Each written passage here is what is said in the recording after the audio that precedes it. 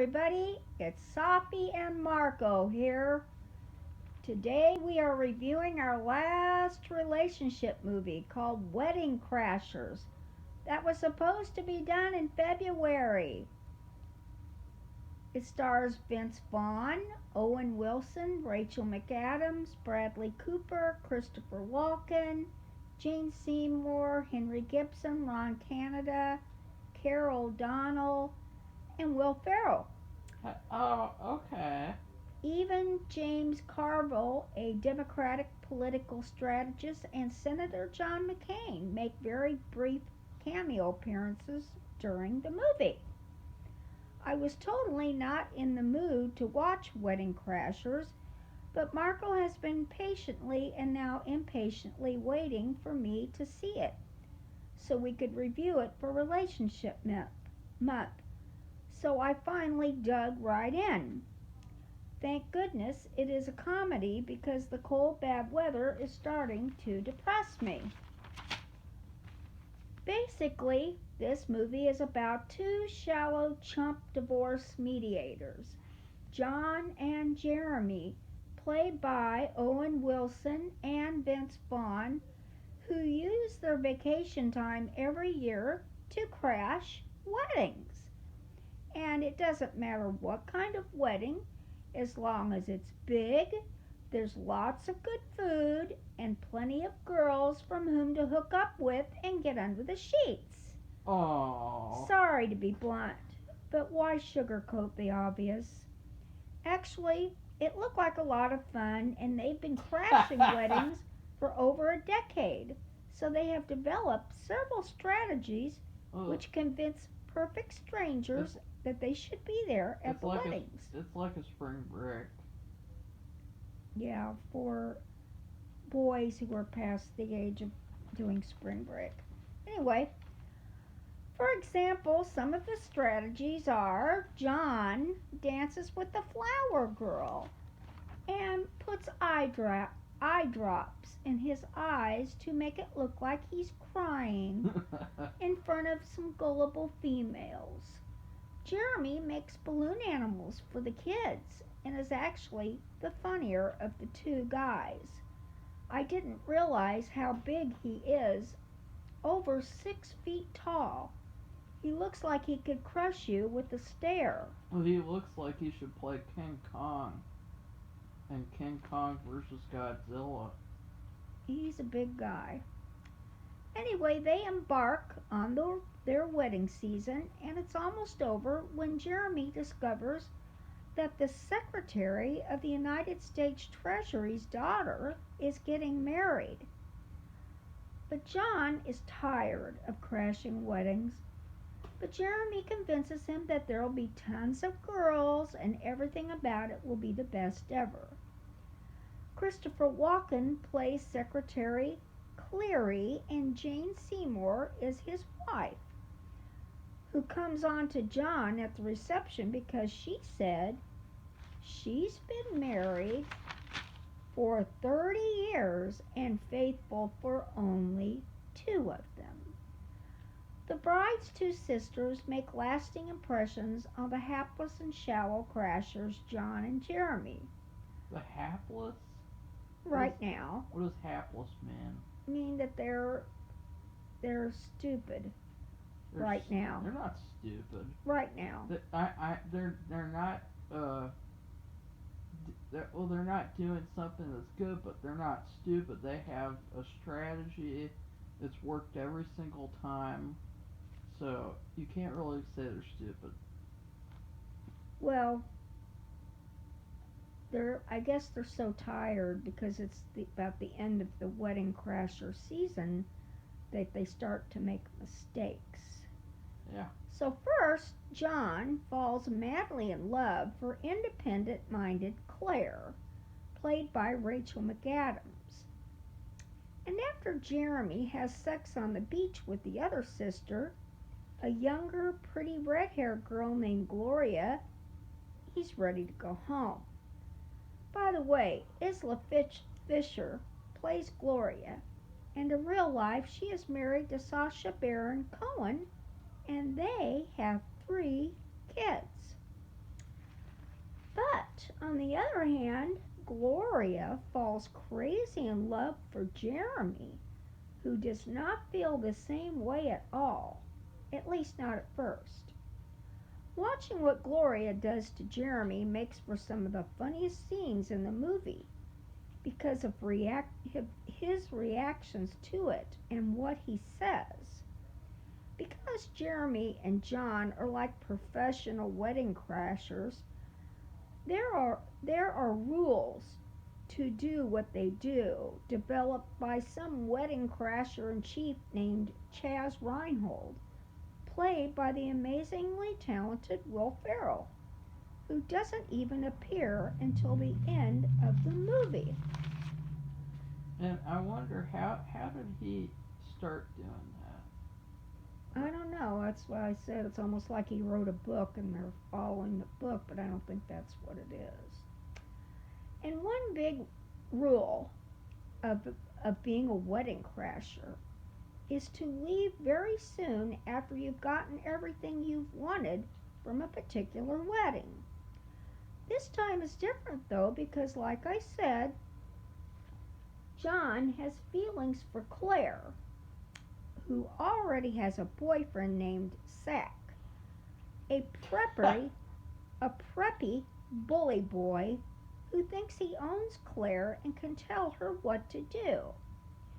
Since these are preppy people, and my definition of preppy people are rich people who care nothing about anyone but themselves and think they are right about everything. Or if you have watched Trading Places, where the bad guys Yeah, are, which we reviewed.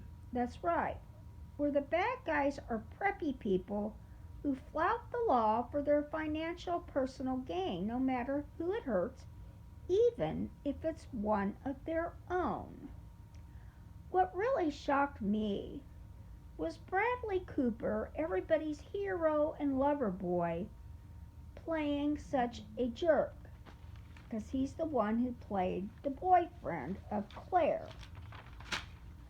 I didn't even recognize him at first because he was so loathsome a character. From then on, after John and Jeremy get invited to stay the weekend at the Secretary of the Treasury's house, the movie is really good. Yeah, she didn't like the first half.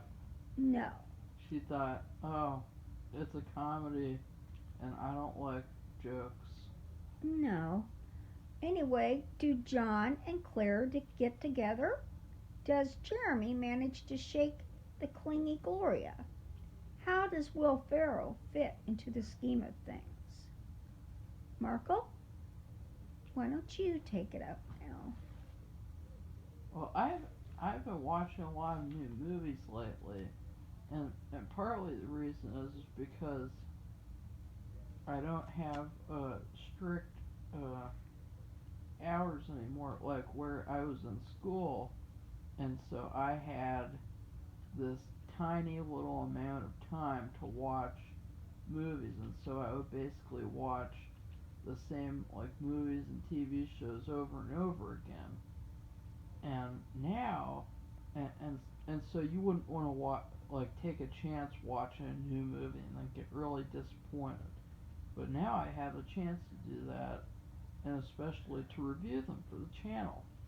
And I was really surprised by how funny it was because I didn't really expect much. I had just got done watching marathoning the American Pie movies they put on Netflix again.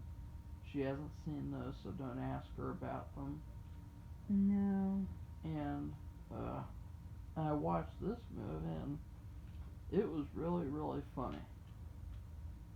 It was kind of there was some gross stuff too, though.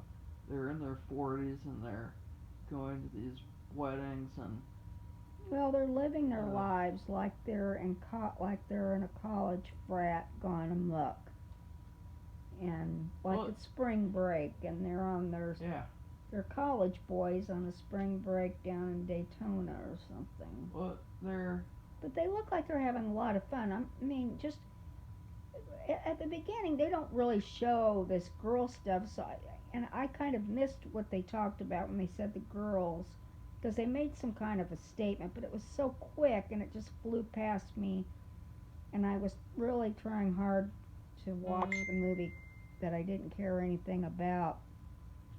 Anyway, uh, I mean, they would sing with people and they were dancing. Well, and then you heard that Vince Vaughn, that he was so attracted to this one Asian girl that he had Owen Wilson come with him and come back to her house, her family's house, to have dinner with them, just so that he could sleep with her. I mean, ew, and who knows how old she was, how old these girls are, like probably in their early 20s or maybe late 20s. Yeah, they look very young. And these are like 40-year-olds. I mean, really weird. But then you have something even more weird. You have the rich people, and they're like having this celebratory dinner, and Bradley Cooper's there, and they're like, oh yeah, we're gonna finally breed these two rich families together, and like, oh yeah, we're finally gonna create a superstar rich family and a rich baby, and ooh, look at us. And that was gross. Well, they're very stereotypical Eastern, rich, Hampton, uh, preppy people who have a yacht and they drive the yacht and they drive it to their lakeside or oceanside home, and then they go out sailing another day, and they know all about sailing, the parts of the boat, and when they have to do something with the sail there's certain terminology and they know all that, and I don't know, they talk about eating their crab They or don't their actually work. They lobster. basically just sit around all day Yeah, lounging, and then you have these two other guys, the main guys, and they have to sit around all day and listen to these stupid people in their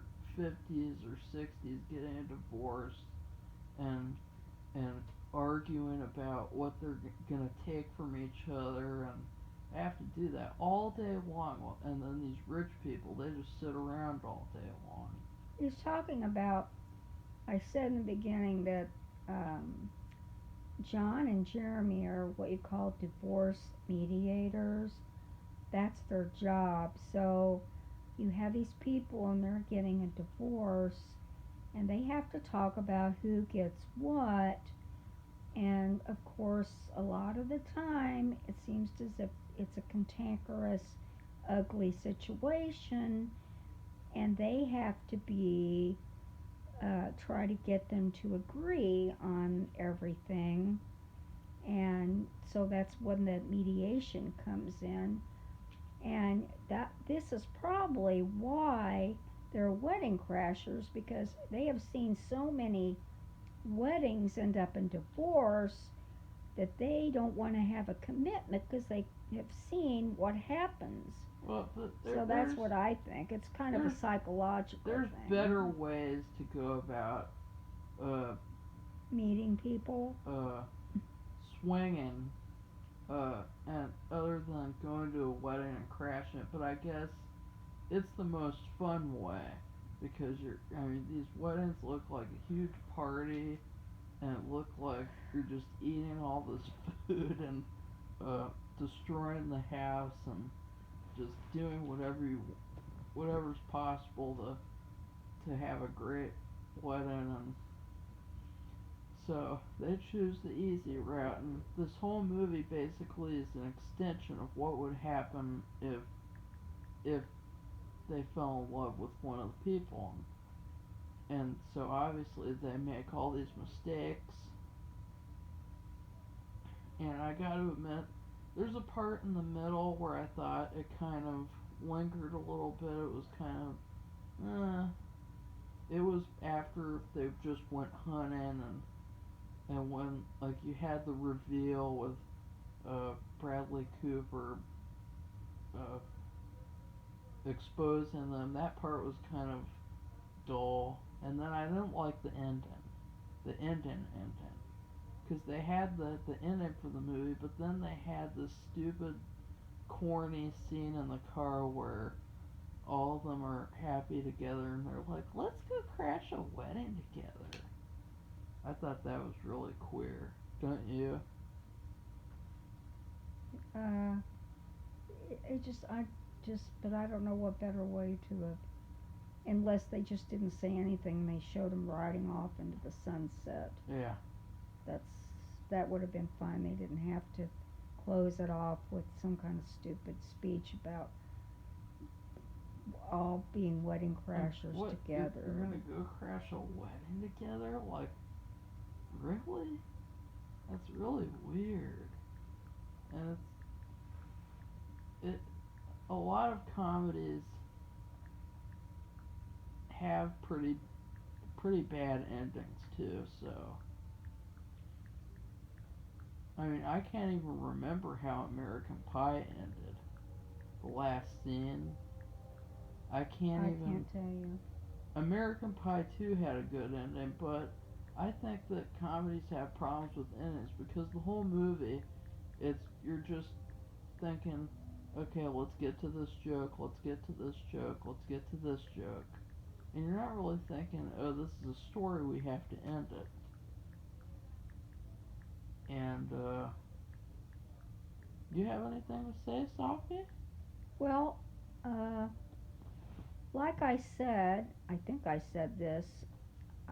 I didn't like the first half of the movie when they're just crashing all these weddings, even though it looked like fun and everybody was happy and they were dancing and they were singing and they were eating really good food, and then they showed them getting together with these half naked girls, and in bedrooms and stuff. Well, not very much. Okay, just want to be clear about that. You just use your imagination to know what goes on with the rest, but I just couldn't get into it. And then after they got to this wedding of the Secretary of the Treasury, and John falls for Claire, and then Gloria falls for Jeremy. That gets better. It just gets immediately better because it's kind of like a transition. It changes. And so I thought the second half was so much better than the first. And since I watch a lot of Hallmark movies, the basis of this one reminded me of one because of the romance. It was very Hallmarkian. It's a new word I've made up. See, I didn't care about the romance stuff. Like, I know that, because if you just had a movie about them crashing weddings and Well, yeah, I don't think that would have been good. And you probably have some weirdos protesting it, and I don't know what that you could have done if they didn't have any romance. I think it was kind of like you were showing how, like I said, they were very irresponsible and shallow people. And once they were older. They were not young men.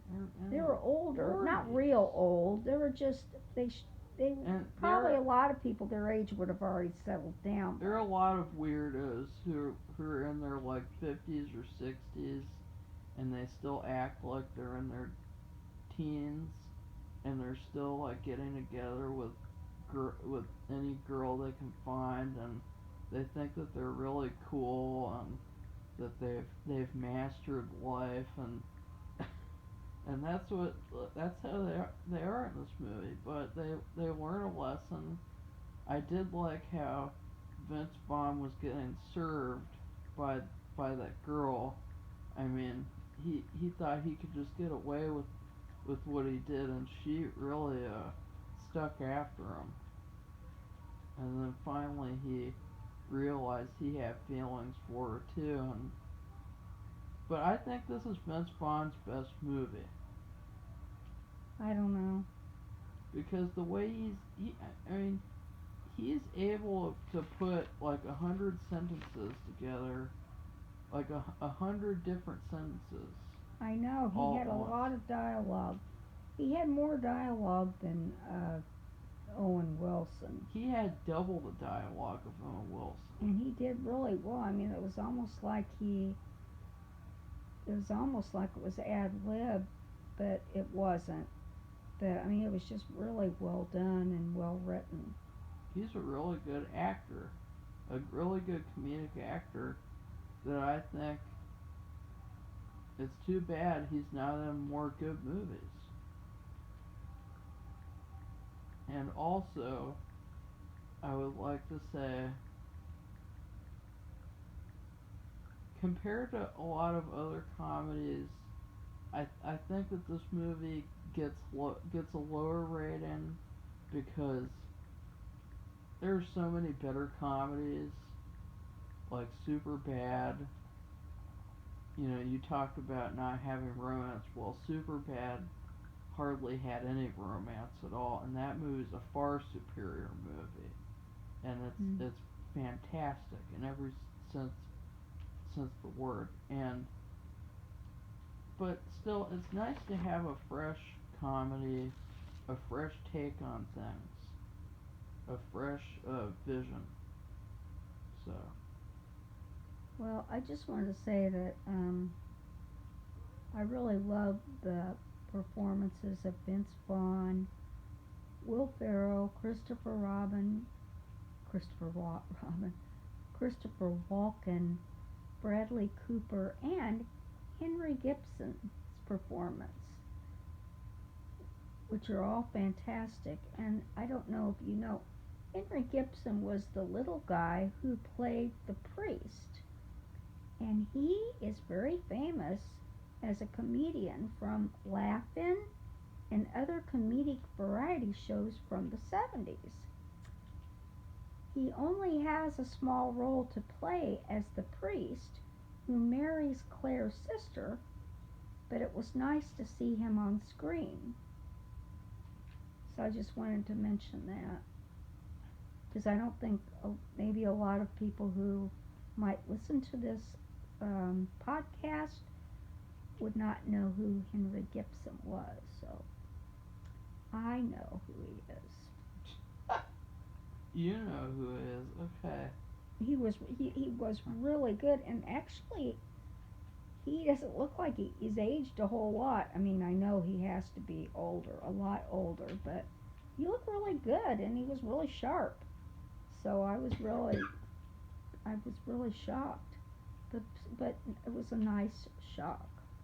So I just can't get over Bradley Cooper though, yeah, being such a jackass well, because he's so he was in that military movie, the sniper thing, and everybody just thought he was so great. And the way maybe it was the uniform. It made him look really big, and like he's a really awesome soldier. Wow, cool.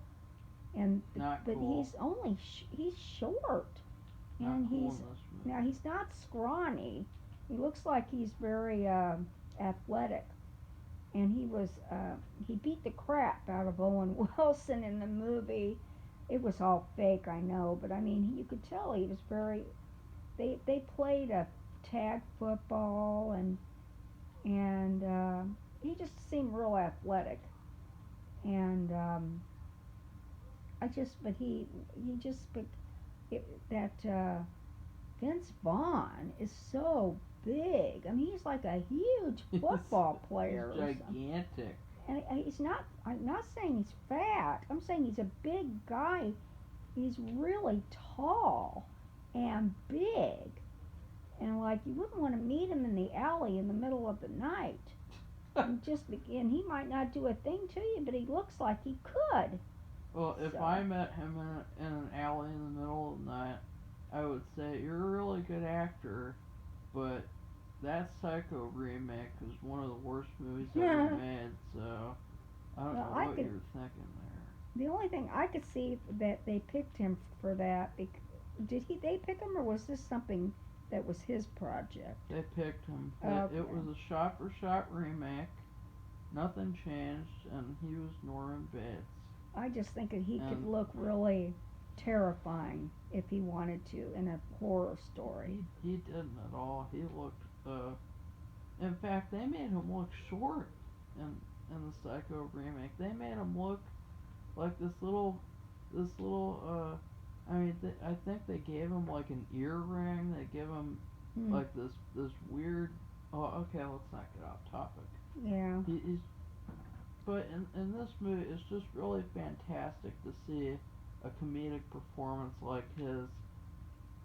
And we do want to say, uh, like I said, Will Ferrell Yeah, Will plays this Ferrell. character. He plays this wedding crasher chief that I referred to at the beginning, where they got all their rules and the playbook for crashing weddings. And Will Ferrell actually shows up near the very end of the movie, and they call it, if you read online or anything, they call it a cameo role, but it was a little bit more than that. And It's a cameo because you don't know what's gonna happen. it's very And significant though. He plays a significant part, and this is we had a little discussion about this earlier because Senator John McCain from Arizona and James Carville, who was well known for President Clinton's campaign for saying the what was he good at? Oh, it's the economy, stupid. He's from Louisiana, and they actually had a quote cameo appearance. I mean, you can see them. They didn't have any lines. I don't think they were just shaking hands with people and smiling. And that, to me, that's like what you would call a cameo role. So we were having discussion about what is a cameo well, role. it's pretty simple. It's either short and sweet, or it's long, or it's medium. Because I brought up the fact, in that Casper movie, uh, with the guy who plays the person in Independence Day, the president, uh, he ingests one of the ghosts. One of the ghosts gets in him, and he looks himself in the mirror, and all these different faces of comedians and different like I can't even think, and it's late. Okay, But so anyway, those were cameos. They just so showed a face and they said let's one line. let's rate the movie. If you don't have anything else to say about what you think about the movie, Nope. let's rate it. Okay, I will give this movie a large square of lasagna because it has many layers and is packed with a few surprises.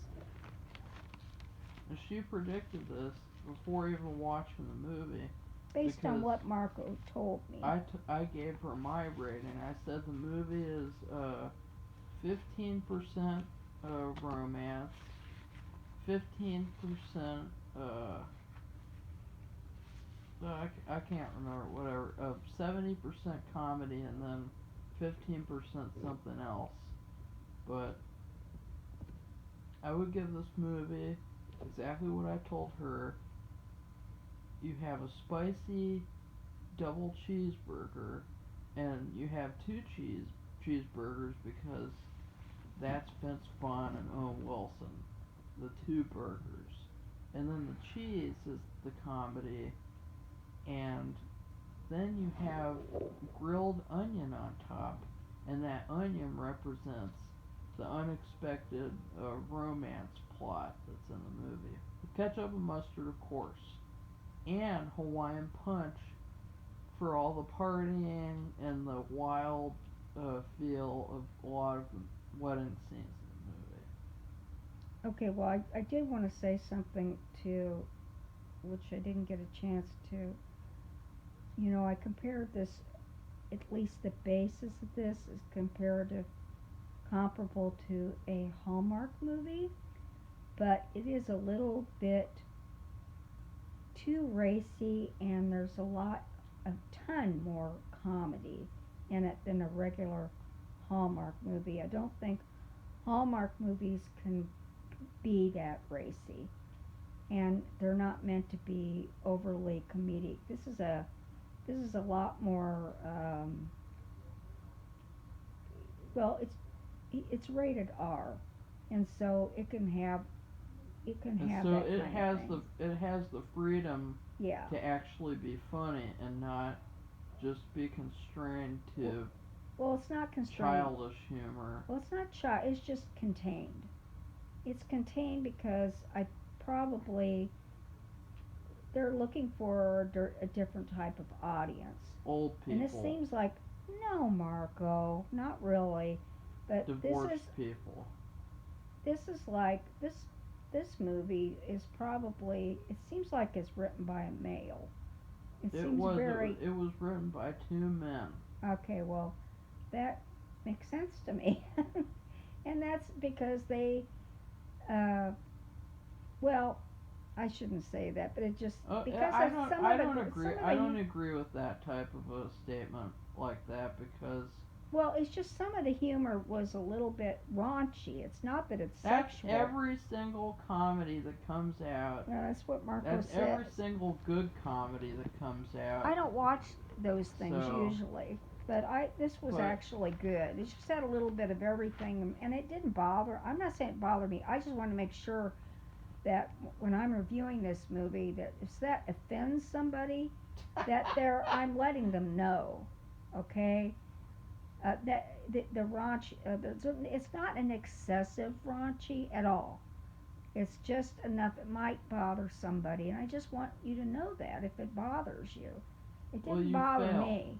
It didn't bother me. The thing that bothered me was uh, in it. But I told you that I like after the first half of the movie when it transformed, and the two boys, men, way grown men who have been out there it's like they've lived a fraternity life for over I a think they've decade. been doing this for 20 years. They've been Yes, it's a long time. Well, I think it was like really 13 or something. weird.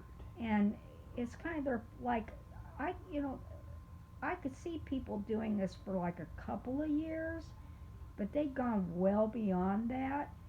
And to me, that was more offensive than any of the raunch or sexy stuff. It wasn't that bad actually at all.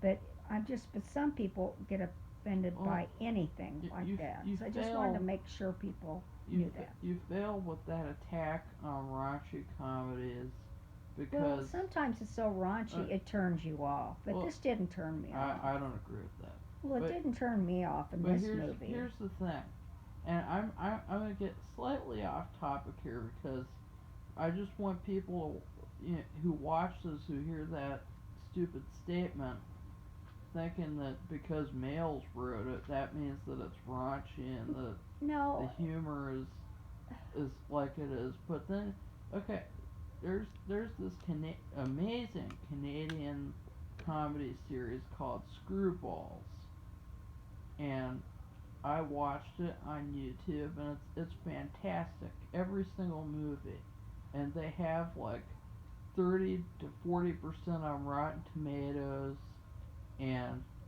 and they are far raunchier than this movie, but they're far funnier than this movie too. And guess what? They're written by a woman. So there you go. It well, doesn't have to be a male to write a raunchy comedy. but there's just a certain. I feel like this came from more of a male perspective. How about that? I don't agree with that at all. If anything, they're poking fun at the fact that these are these overly grown men and they're sleeping with underage girls or and just doing outlandish things. They're acting like a bunch of kids and not taking responsibility and Well, they are responsible. They both have jobs. They both have careers, and not really. they live in their own They places. have a And miserable career listening to stupid people argue about what they're things. gonna take from each other. That's not Yeah. a career. It's a death sentence. What they're doing. And Okay. and if anything, if if they had not gotten together with these women, they should have found another job. Well, it was It was actually lucky that they, and it was really Jeremy's idea to go to this wedding because John was sick of doing it. He was Yeah. tired, and he had to convince him. He said, this is going to be great. It'll be our last one for the year, and so really was a surprise because it turns out to be good for both of them. It turns out to be a life changing experience for both of them, and the way it goes about it is in different ways. It's not both of them are like an opposite. It's like they went from opposite directions to get to a good place in their lives. Well, I actually think instead of the stupid lawyer thing that they're doing, where ugh, I think that they should do something with acting, do acting lessons because they were able to do that kind of thing at these weddings. Oh They're yeah. able to put on these performances, and I think that they would be much happier doing something like that. Yeah, it was pretty amazing. It was almost like instead of being funny, that part, it was just like you just couldn't believe it how they were so adept at pulling it off that everybody just thought that they were part of the family. They were related to somebody they knew because they had these strategies that they employed at every single one, and it was like they had it down to a science, and they Yeah. kept saying rule number 1 is blah blah blah, rule number And 10, and if you look up on IMDb, they have it in the trivia. They have every single rule oh written down, and they had that for a special feature on the DVD. So if you guys want to know the rules, so you can go pretend that you're teenagers in your 50s and go look at the rules. all right, well, I think we're going to have to wrap it up. Yeah, so and I encourage everybody to not only check out this movie, check out Screwballs, and then you'll see how not different it is when a woman writes a raunchy comedy. Oh well, So one more point about that. I don't really read romance novels. I never have, but I did read a few several years ago because a friend of mine told me, and I was trying to be nice, and they're very quick, and there are a lot of sex in them. So and they're written by women, so it's just mhm. it just seemed like this movie came from a male perspective. I don't know how I can explain it. That maybe it wasn't the raunch and the sex. Maybe there was just something in it that it seemed male to me. I don't know why. I think the opposite. I think it's one of those movies that picks apart that kind of male fantasy of doing stuff like that. So All right, well, we gotta go now. goodbye, everybody. Bye, everybody. See you later.